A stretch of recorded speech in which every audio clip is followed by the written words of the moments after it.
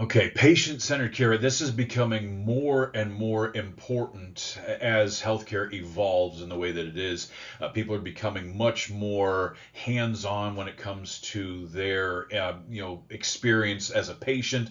So we really need to recognize that and find ways that we can improve that kind of interaction. So what is patient-centered care? What is this? Well, it's the idea that we're prioritizing the individual needs, the wants, the values, the preferences of the patient above and beyond the expression of medical condition, right? We want to put the patient at the center of the communication that we're having, and it emphasizes this kind of like collaborative communication between patients and family and care provider.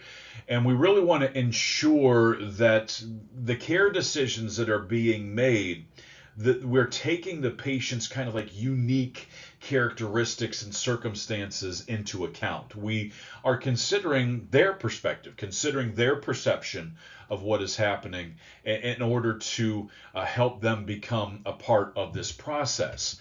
And when we talk about patient care, right, we see that this model here, it's ultimately about improving all of these elements of the kind of the experience, right, that the patient is having. It enhances their dignity, right, so it makes them feel more important and dignified in the situation. It honors their choice about what they want to do. It improves the quality of their life. It empowers residents in this situation, right? It supports independence, and it promotes well-being, right? It does all of these things for the benefit of the patient, which obviously this is going to improve health outcomes. It's going to lead to better patient satisfaction, everything like that. So, looking at the core principles of patient-centered care, right? The first is that there is a respect for patient preferences. So, acknowledging the individual choices, the values, all of those things, and providing that autonomy for the patient, right? That's all a part of the decisions that we make when it comes to the care for the patient. We also want to look at emotional support and empathy. Here's a couple of social skills, right? We just talked about social skills and everything like that. Here's some social skills that get used as a part of patient-centered care. Understanding and addressing the patient's emotional needs, their fears, the concerns that they have, all that is a part of patient-centered care. Now, the shared decision making, this is a huge part of it. This is really a big part of patient-centered care, is this idea that we're allowing them to a degree, right? Obviously, there are limitations to this, but we are allowing them to share in the decision making about their care, about choices in giving them informed choices in treatment plans and everything. Again, it's building that autonomy. It's giving them more dignity in this process. There's the holistic care approach, right? Treating patients as whole individuals. We're considering their physical, emotional, social well being. We're taking all of that into account whenever we're deciding what kind of care we need to provide, when we're deciding what kind of different plans, as far as treatment plans and everything like that, are the best to use. And then effective communication, right? We want to use clear and compassionate and culturally sensitive language that really can foster that trust and understanding, right? So you're looking here, these five elements, these are crucial elements to patient-centered care and effectively delivering it. So what are the benefits, right? There's no point of doing something unless there's benefits to it, right? Let's look at this. We'll break it down. What are some benefits of patient-centered care? And the first of these is better health outcomes. So when a patient feels as if they are heard, that they are valued, that they're respected, that is going to lead to them adhering to treatments more. It's going to lead to them being more consistent in their approach when it comes to aftercare and everything like that, because they had a say in what was going on and they feel more autonomous in that situation.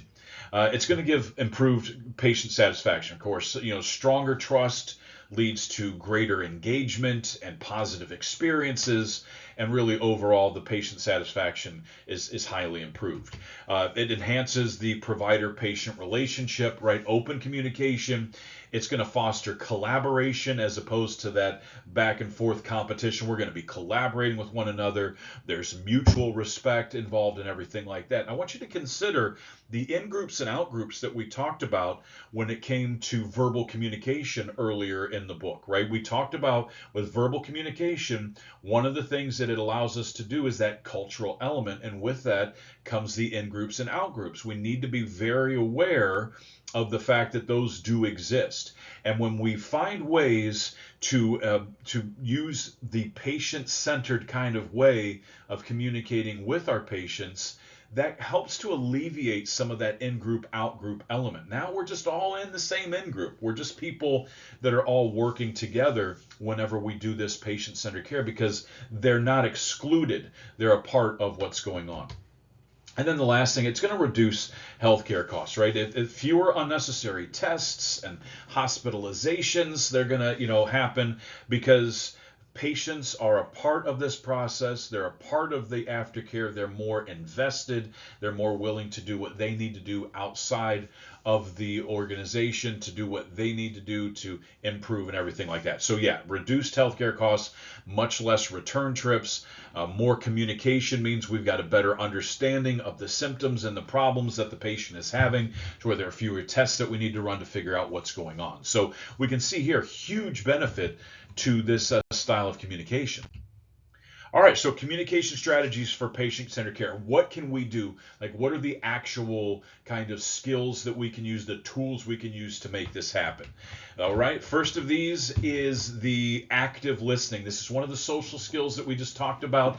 Active listening is a huge social skill where instead of just hearing what you're saying to me, I am actively paying attention to the nonverbal and verbal cues that you're giving me. I'm really processing what it is you're saying before I make some kind of response. I'm not interrupting you. I'm allowing you to tell me what it is that is going on so I get the full picture of what's happening. Empathy and emotional intelligence is a huge part of this, right? When we talk about empathy, we're talking about putting ourselves in their shoes, right? The idea that instead of just letting our own kind of feelings get in the, we're letting them kind of dictate what's going on. And this idea of emotional intelligence, we're going to touch on that a little bit more here in a second. But the idea of recognizing patient emotions and then responding in kind, that's a huge way to make this happen. Clear and transparent information. The transparency issue is huge, right? We want to use simple language. We want to avoid that medical jargon, right? That's going to just create semantic noise. We don't want that. That's also going to lead to the formation of in-groups and out-groups. We don't want any of that, right? We want to provide transparent information and get that understanding, convey the correct meaning, eliminate as much noise as we can.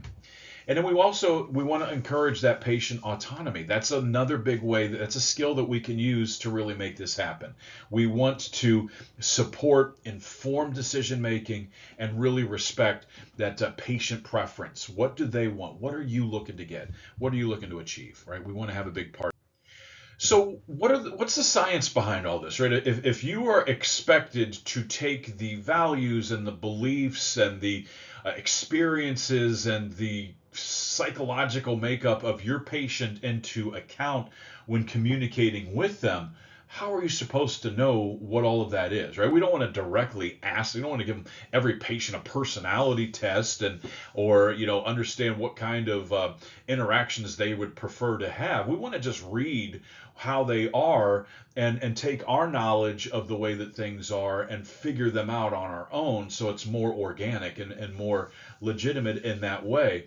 And I want to look at some psychological theories that kind of give a better picture as to how people are the way they are, why people are the way they are, to give you a better understanding. And the first of these, it's a theory called attachment theory. It was proposed by John Bowlby back in the 1950s, 1960s. The idea that Bowlby has is that as children, particularly like as infants, he says that human beings, we have this innate need for forming emotional bonds. And if you think about it, it makes sense, right? If I'm a baby and I'm not self-sufficient, I need to develop those emotional bonds. I need someone to care for me, so I need to create those emotional bonds. And early in life, we develop what he called attachment styles. These attachment styles that we have, they really define the way that we form relationships with other people, whether that's romantic relationships, professional relationships, social relationships, whatever the case may be. Our attachment style that we have really determines the way that we go about that. And he said that there were four main attachment styles. The first of these is the secure.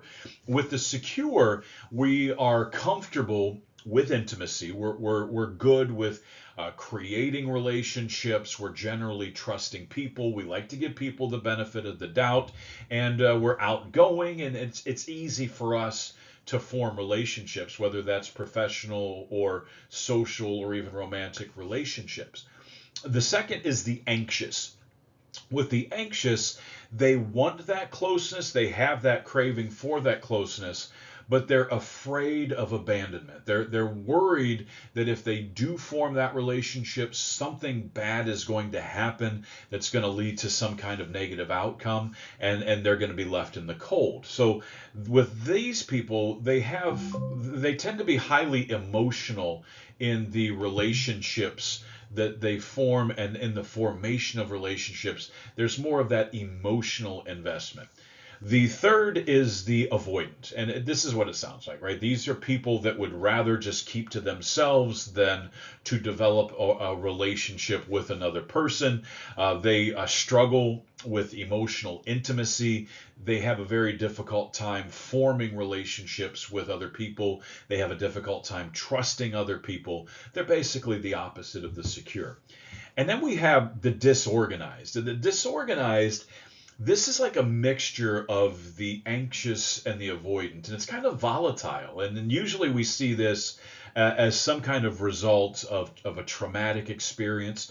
With this one here, they crave that emotional attachment and that relationship creation, but they have such a fear of intimacy, a fear of closeness, that it really creates this conflict, right? This big conflict, this contradiction that takes place within them, which ultimately makes them very unpredictable in their behavior. Now keep in mind, these attachments, they're not set in stone. Just because we had bad experiences or good experiences as children growing up doesn't mean that these are set in stone. There's the idea of the adult attachment styles, which as we grow, we develop through the experiences that we have and all those kind of things. We develop new styles. Someone that maybe as a child was very outgoing and trusting, by the time they get older, maybe they're more avoidant and everything. So this is fluid. This does change. But you need to start paying attention to patients and colleagues, other people in your lives as well. What are they like? Pay attention to them. Are they more trusting and secure? Okay, well, that makes it easier for me to form a relationship with them. Are they more avoidant, though? Are they less trusting and more independent? Okay, well, if that's the case, I got to take some steps to kind of develop a relationship in a different way with them that is more in tune with them, right? So that's how we use our knowledge of attachment styles with our social skills for patient-centered care, but also with our colleagues and people in our everyday life. All right. The second is the social learning theory. This one was proposed by Albert Bandura in the 60s and 70s. With this one here, we want to recognize the fact that people learn by paying attention to other people. So this one is more not so much about the emotional bonds and the relationships that we build, as far as how rather we learn about the world around us. And we used to think before Bandura that it was kind of this individual experience that I was watching the world, and based on the punishments that I received and then the rewards I received, that's how I learned. And that was more of that conditioning, right? We probably heard of Pavlov's dogs with, classical conditioning and operant conditioning and everything. But then Bandura comes in and says, well, wait a minute, it's more social than that. We're not just these individuals that are going through life like watching a movie. No, it's a social interaction. And he suggests that people learn like through this process of observation, imitating, and modeling behavior. And he says that we go through these distinct steps that really help us to learn how to do things that we need to do. We observe behavior. We then we want to process that behavior, think about it, then we want to go out and imitate that behavior. The feedback that we get from the imitation of that behavior, that reinforces in our minds even more that was either the right or wrong behavior to do. And we see this a lot with media, right? A lot of times we see the explanations for violent video games causing people to become violent because art imitates life, but life imitates art, right? We want to watch, we get involved in these first person shooters and we're killing all these people. That makes us more violent, right? That's an example. We see this in the more violent television people watch, the more violent they tend to be. That's what they say, right? There's no real strong empirical evidence to prove that correlation is because of that, right? Because correlation isn't causation, but it is there. All right. So basically, we see how this applies to healthcare because patients learn by watching their caregivers. So a patient learns proper aftercare procedures by watching you show them what to do. So take the time as a part of patient-centered care to really display the behavior that you want them to perform when they're out on their own in their aftercare status, right? So, and this extends beyond the initial teaching, right? The behaviors that you model, the attitudes that you show, the beliefs that you show, that gets imitated and internalized as well. So you want to be very careful of that. And again, this isn't just with the patients, this is with your colleagues, right? So like a senior nurse that models empathy towards patients and speaks highly of patients and is treating them in a dignified way, and a junior nurse is watching that, they're going to want to imitate that kind of behavior. But the opposite is also true. If you've got a senior nurse that's always talking down on the patients and treating them with disrespect and everything like that, that junior nurse might pick that up as part of the culture and start doing that as well. So this stuff is contagious, right? So we need to be careful, motivating and being positive in these different situations, again, whether it's with the patient or with our colleagues, right? So we want to be careful of that, and it really goes a long way, right? Social validation goes a long way and everything like that. All right, last one that we're going to talk about is Daniel Goldman's concept of what's called emotional intelligence. So according to Goldman, success, it's not just a matter of intelligence. It's about the idea that we want to understand and manage the emotions that we have. So if used properly, our emotional intelligence can lead to empathy, teamwork, and really better a better patient-centered kind of way of giving care. And he suggests there's 5 elements to emotional intelligence. First is self-awareness, being able to recognize and understand our own emotions. That's a huge part of this. That's foundational, right? If you don't know who you are and where you are, how can you adjust? How can you see what you need to do in a situation? So you need to understand your own tendencies, your own triggers, and everything like that. Then we've got self-regulation, right? Self-regulation, this is managing emotions effectively. This is staying composed in stressful situations. This is knowing how to regulate yourself. So if you're aware of your emotions, that makes it a lot easier for you to regulate them when you get into situations so that you aren't making the situation worse. You're bringing the calm to the storm as opposed to just letting that storm rage. All right, the next is motivation, right? This is letting our desire to deliver that patient-centered care, letting that motivate us to deliver it. We need to check what our motivations are. Our motivation should always be putting the patient first. That should be the motivation that we have, is to deliver the best care that we can deliver. And if that's your motivation, then you're going to deliver the best care. Empathy, great social skill. It is an essential social skill in healthcare if you're going to have effective communication with your patients. Understanding and responding to your patient's needs, to others' needs in general, right? Their emotions that they have, the needs that they have, being able to understand them and respond to them appropriately is huge. And then just social skills in general. You want to be able to navigate those relationships. Remember, we just talked about social skills in the last lecture. It's that idea of having these tools that get the best out of every interaction that we have, right? So strong interpersonal skills are going to increase patient satisfaction. They're going to increase the treatment adherence. All these things are going to happen, but poor communication is going to cause the opposite, right? It's going to create emotional issues. It's going to create noise. It's going to create practical barriers to healthcare, right? It's going to provide all of those things. All right, let's wrap this up. Let's do a little bit of reflection here real quick. Patient-centered care, right? It enhances trust, satisfaction, different health outcomes, right? It's gonna provide all those things, right? So what are the pillars for it? Empathy is one of the main pillars of this, being able to understand and respond appropriately to the wants and needs of the patient. Active listening, how can we understand the wants and needs if we don't first actively listen to what the patient is really telling us? Not just the words they're saying, what are the nonverbals that are coming along with it?